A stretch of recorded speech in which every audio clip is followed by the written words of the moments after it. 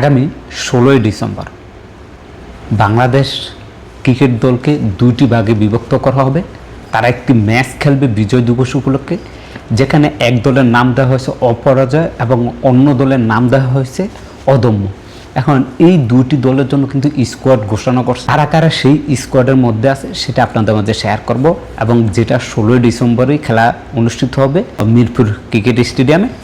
প্রথমে আমরা যদি অপরাজয় যেই দলটি আছে সেই দলের নামগুলো আপনাদেরকে বলে দিই। স্ক্রিনে দেখতে পাচ্ছেন পারভেজ হোসেন ইমন, মোহাম্মদ মিথুন, নাজমুল হোসেন শান্ত ক্যাপ্টেন, মাহমুদুল হাসান জয়, নুরুল হাসান সোহান, মেহেদি হাসান এবং জাকের আলী অনিক। এর সাথে আরও আছেন শামীম হোসেন পাটোয়ারি, নাসুম আহমেদ, তানজিম হাসান সাকিব, নাহিদ রানা এবং আব্দুল গফফর। কিছুদিন আগে এশিয়ান কাপে বাংলাদেশ এই দলের হয়ে খেলছেন। এবার আসেন আমরা চলে যাব যে অদম্য যেই দলটি সেই দলটি স্কোয়াড এই মুহূর্তে আমার পাশ দিয়ে দেখতে পাচ্ছেন, যেখানে মেহেদি হাসান মিরাজকে ক্যাপ্টেন করা হয়েছে।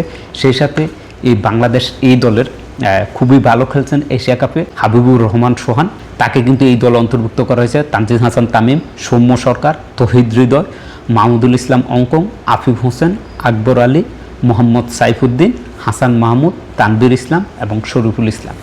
এই যে দুইটি দলই তারা একে অপরের পক্ষে, অর্থাৎ অপরাজয় বনাম অদম্য যেই দলটি আছে বলতে পারে, এই দুইটি টিমের মধ্যে একটি ম্যাচ অনুষ্ঠিত হবে বিজয় দিবস উপলক্ষে 16ই ডিসেম্বর। খেলাটি দেখতে চোখ রাখুন এসপ্লেনেডে।